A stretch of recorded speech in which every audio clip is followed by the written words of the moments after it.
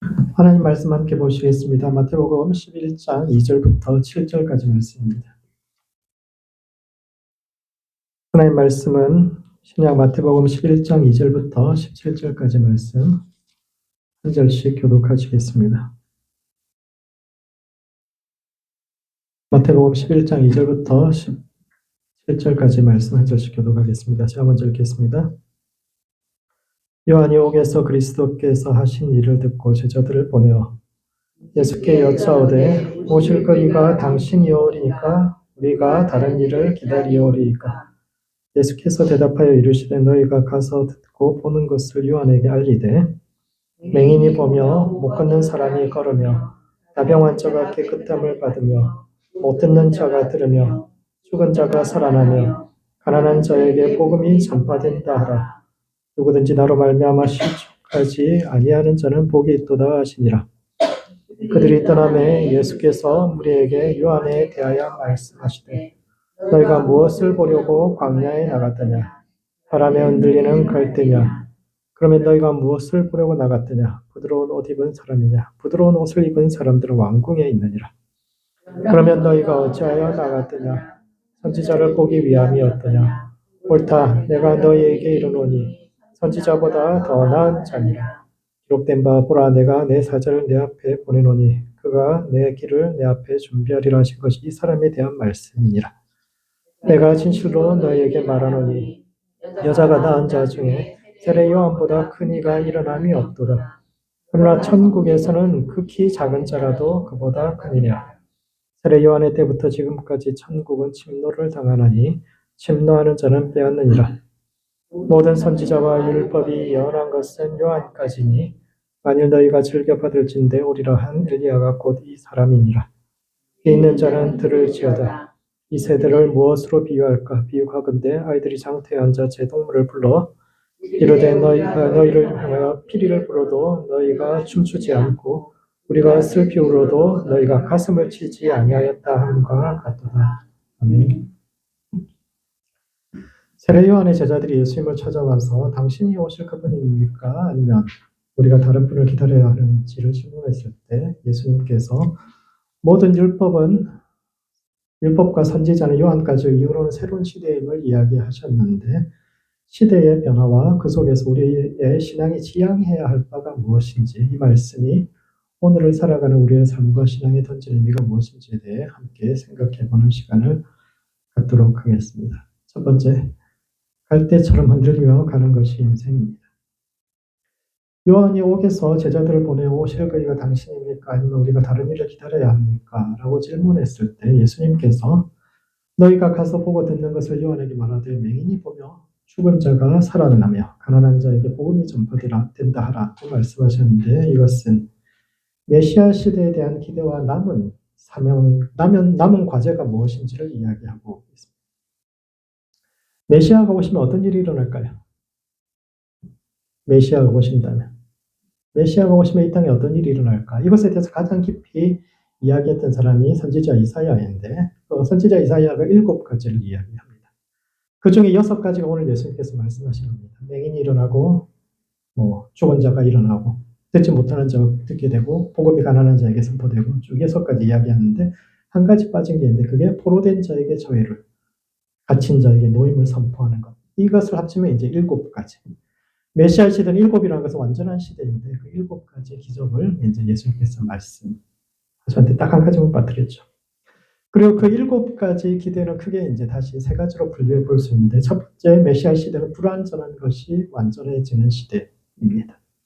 그 시대는 맹인이 보며 듣지 못하는 사람이 들으며 걷지 못하는 사람이 걷게 되는 시대요. 그런 점에서 메시아는 하나님의 창조를 완성시키러 오시는 분입니다.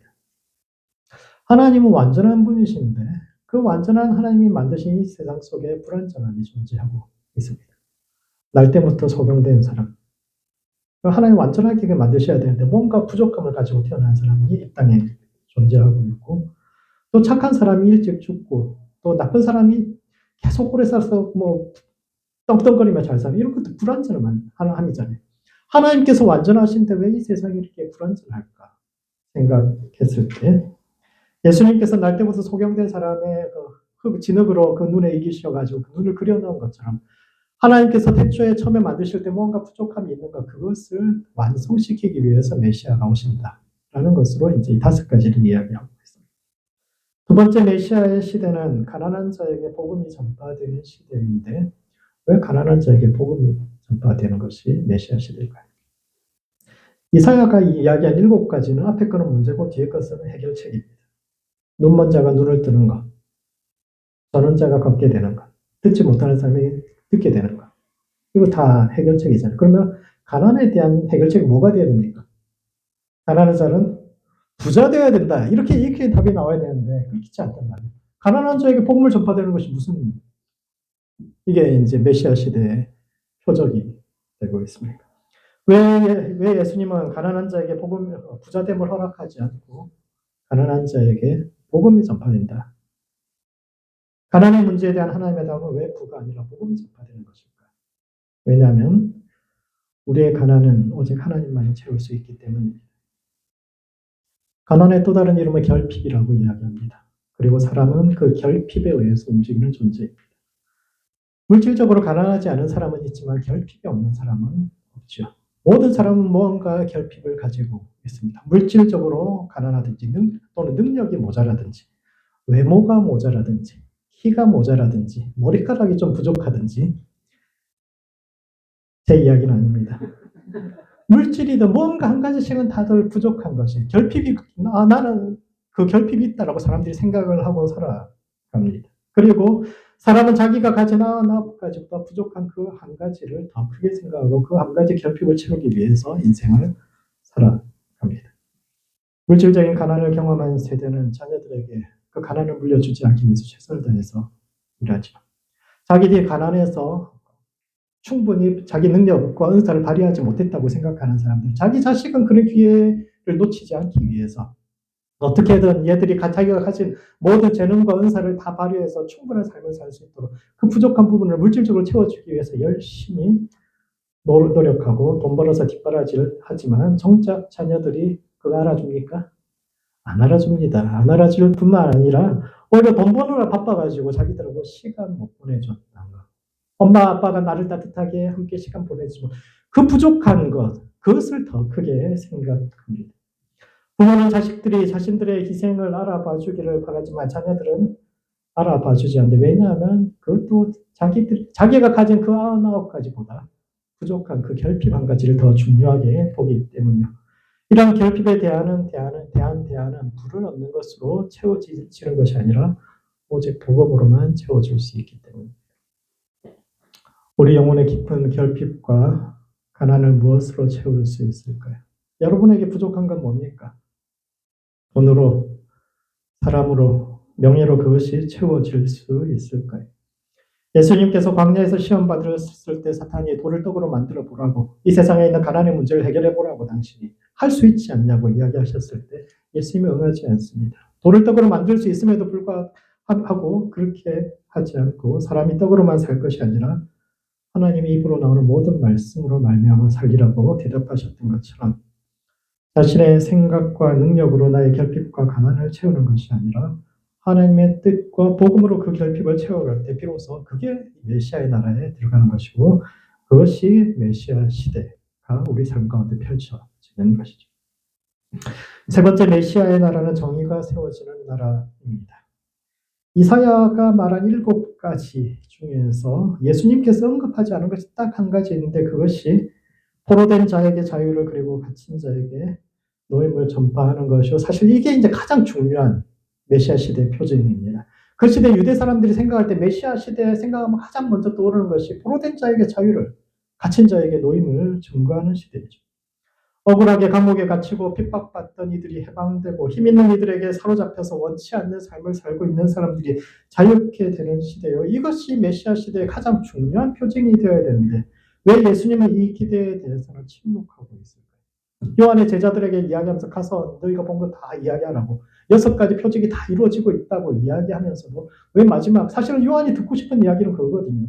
자기가 억울하게 감옥에 갇혀 있으니까 예수님께서 그 중요한 메시아 시대의 표징, 가장 중요한 그것을 자신의 삶에 가장 먼저 해주셔야 되는 거 아닌가? 나부터 풀어주셔야 되는 거 아닌가? 이렇게 기도를 가지고 제자들을 보냈는데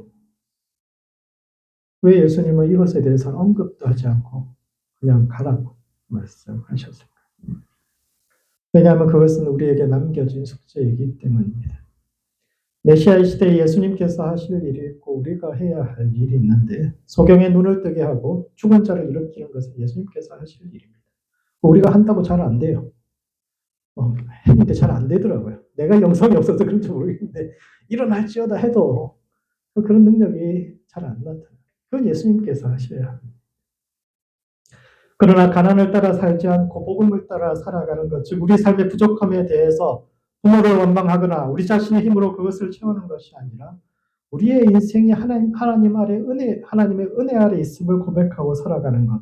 복음으로 가난에 선포하는 그것은 우리가 할 수 있는 일이고 현재 우리가 해야 되는 부분이고 거기서 나아가서 우리가 살아가는 이 세상이 포로된 자에게 자유를 그리고 갇힌 자에게 노임을 선포하는 정의로운 사회를 만들어가는 것은 우리 믿는 사람들에게 맡겨진 숙제입니다.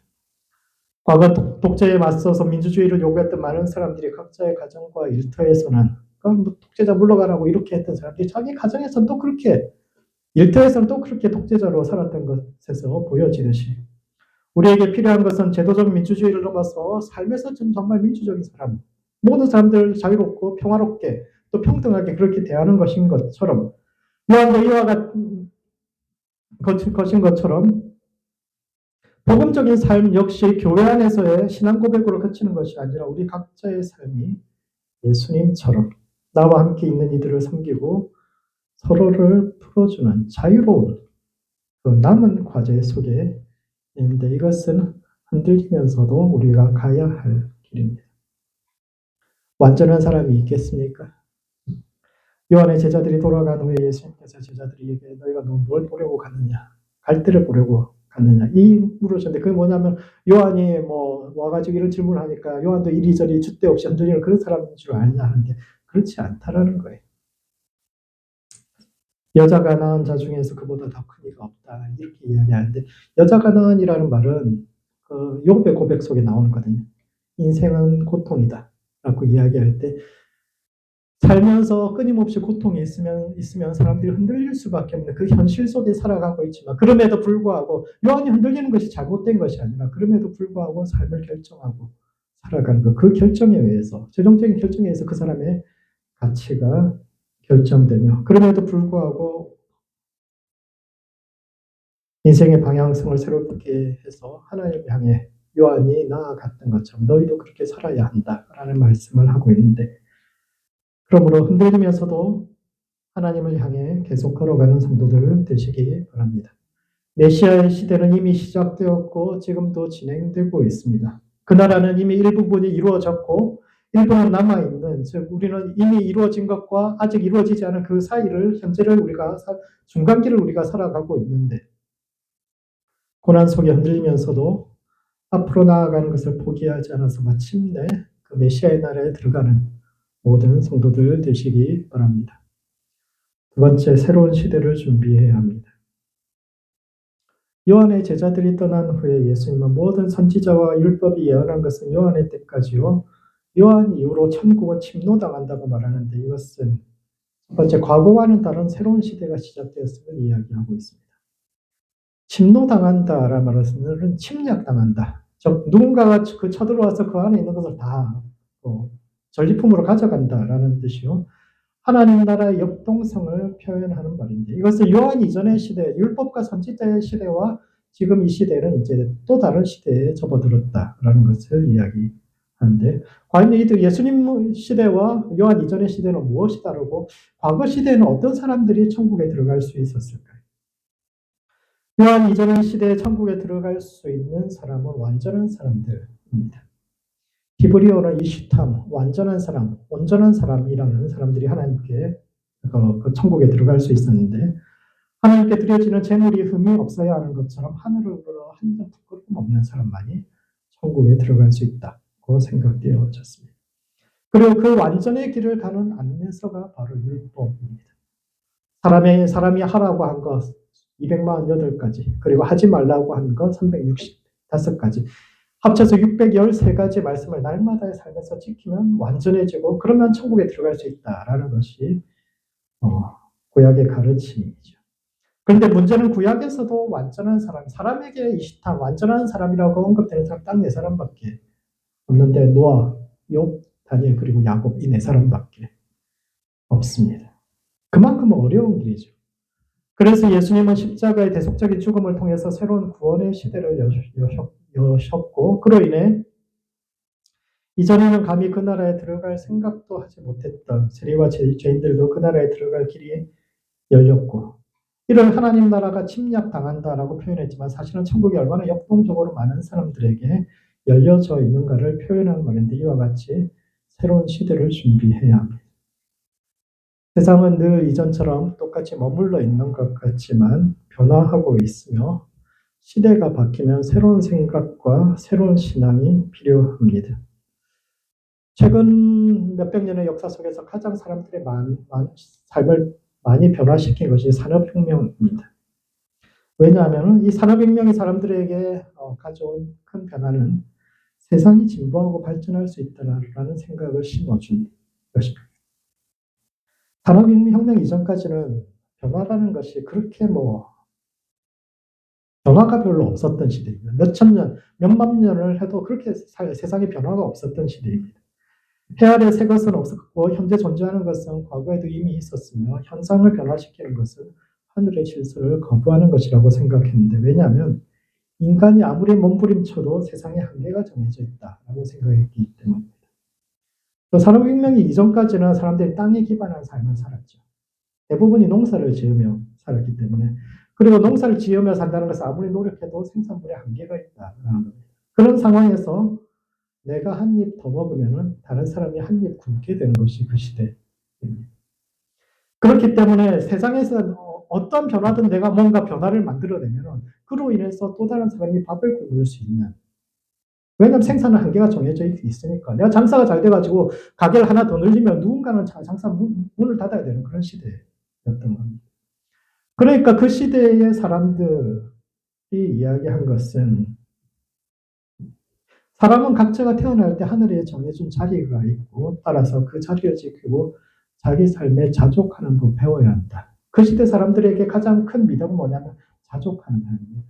하나님께서 나를 두신 그 자리에 만족하고 기뻐하고 그 자리를 지킬 수 있는 삶을 살아왔는데, 그 세계관의 근본적인 변화를 가져온 것이 산업혁명입니다. 공장에서 대규모의 생산이 일어나고 농업혁명이 일어나면서 굳이 타인이 가진 한 숟가락 뺏어 먹지 않아도 내가 한 숟가락 더 먹어도 되는 시대가 열린 겁니다.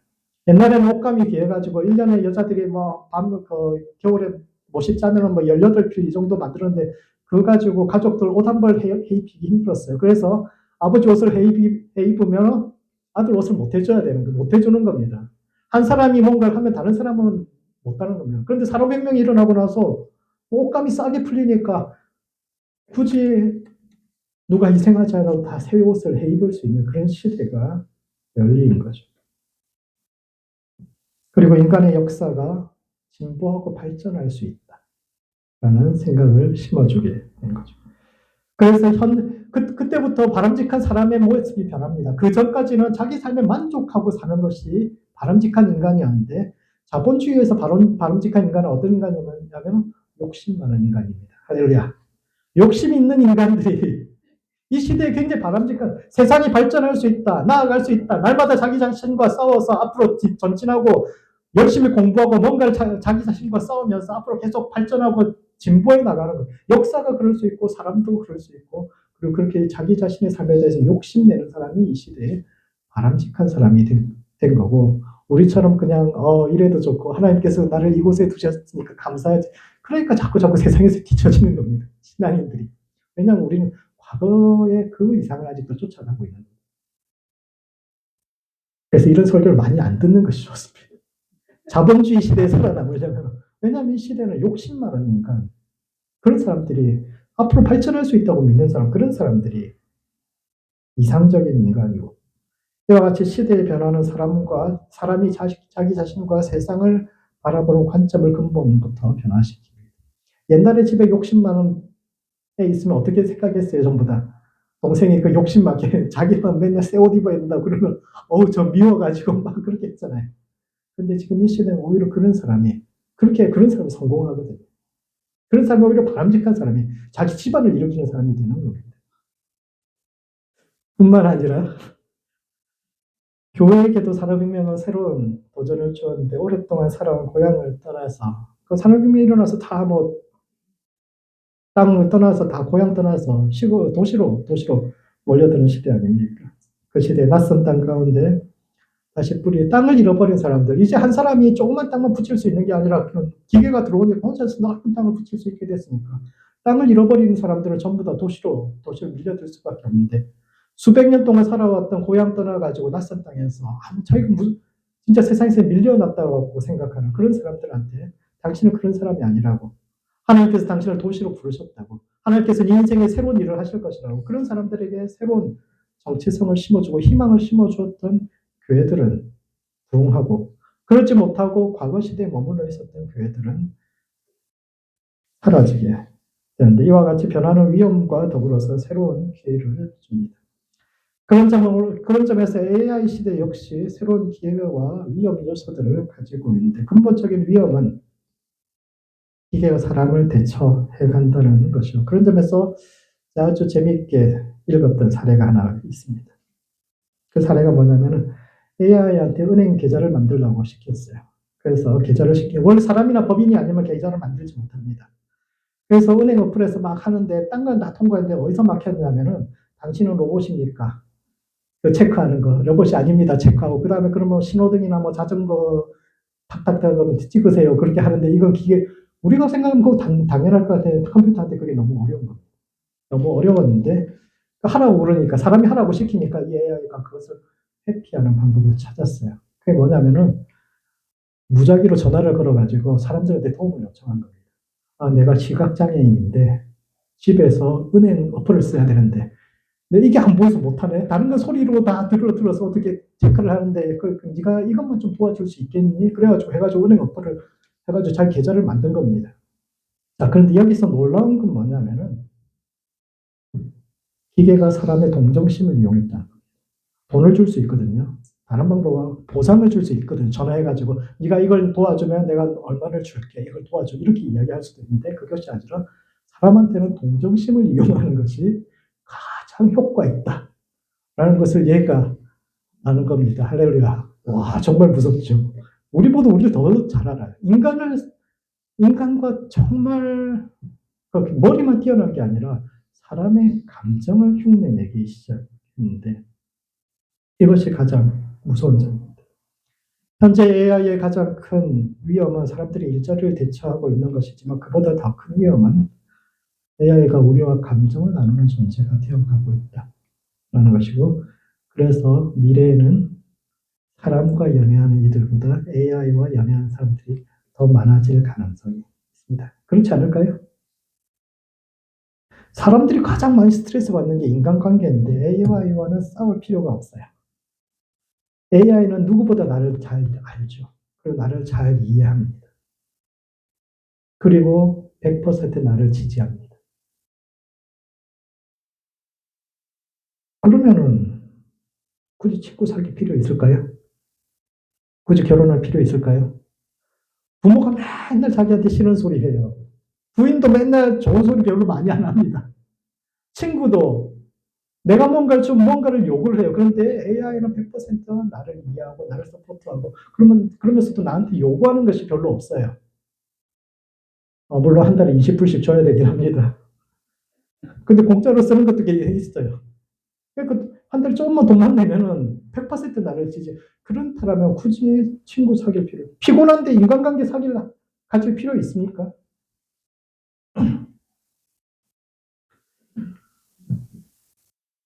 인간관계에서 사람의 자리를 대체하게 되고 굳이 친구를 사귈 필요가 없는 시대에 신앙과 공동체는 어떻게 되어갈까요?